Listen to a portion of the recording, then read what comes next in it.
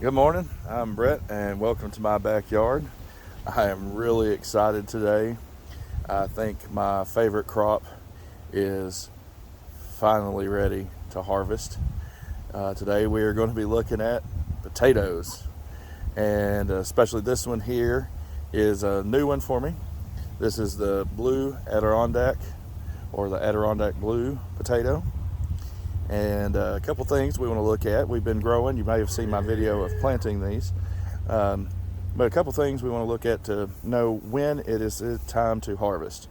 Now, with potatoes, you can actually harvest them at almost any time once they have foliage up here on top.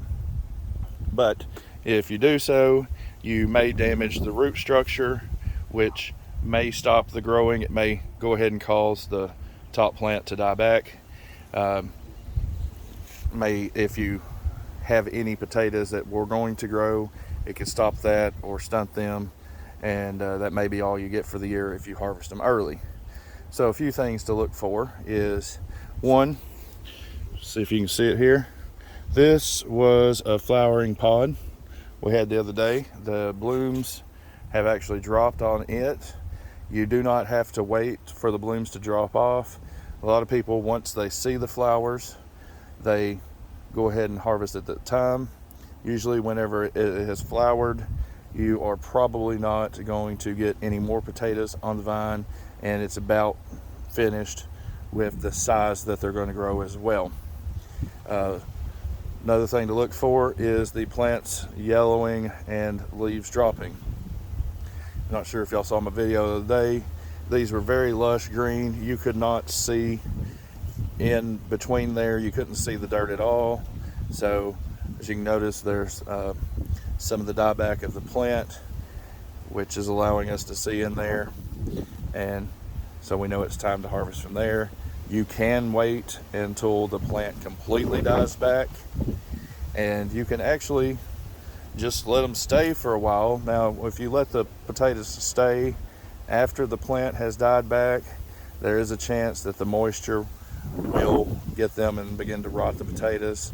If you do forget some or miss some when you're harvesting, they may try to grow back next year.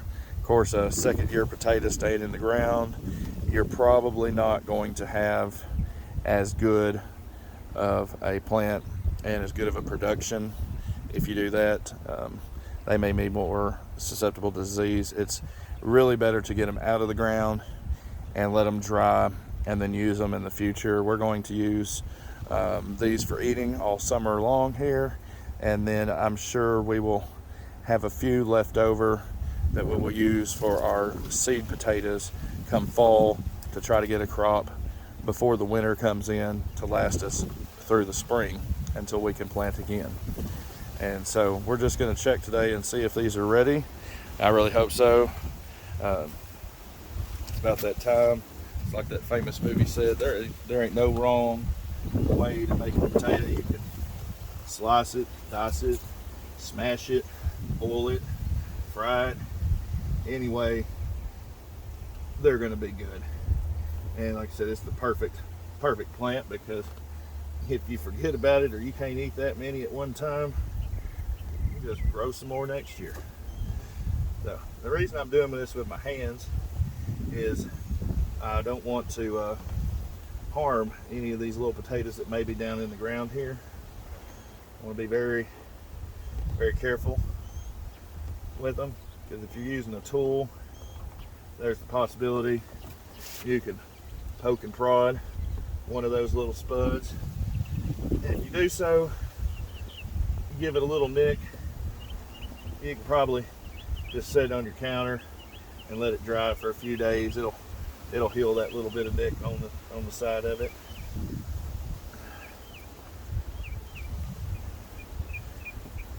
And then they'll be ready to go.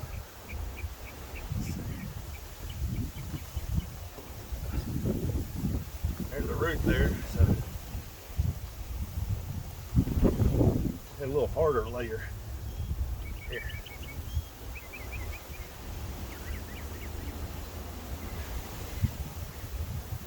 Maybe I should have started from the front. Oh, I think we found one. go. Look at that. See, if I'd been using my shovel, I may have nicked that guy. Look at that. That is a beautiful purple blue Adirondack, they call it, potato. Like I said, this is a new one for me. So that's a pretty good size for these, I think, too. Go ahead and put it in our little basket over here. Let's just see if we can find another one real quick.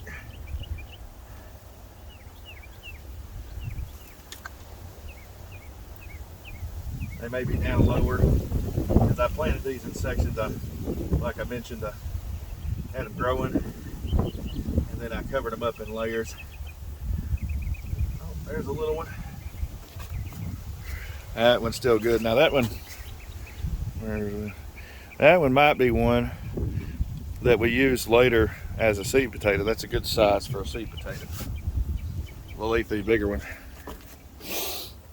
I like that size because I like to plant the entire potato. Some people cut them into pieces, and you can do that if it has several eyes that are sprouting. You can cut them into pieces. If you don't have many potatoes to plant, that may give you the ability to have more that you can plant. I just go ahead and plant the entire potato.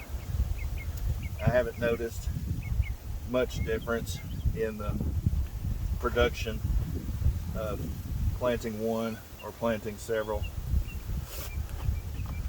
Oh, well, these things might be on down in there. I've got them pretty deep. Yeah, there they are. There's another little one. There's several.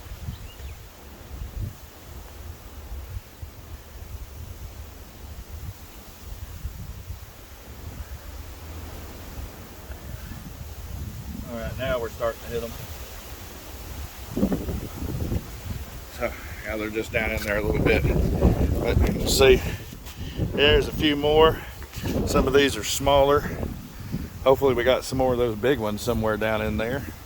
But that's okay. We got several buckets. I'm sure we'll come up with enough between all of them. So hope y'all enjoyed that video. I'm gonna finish harvesting out this bucket, and surely we got to have some bigger ones so we can have a good supper later.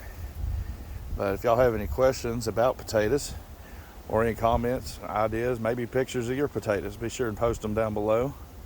If you haven't yet, subscribe. We appreciate it, and we'll catch y'all next time.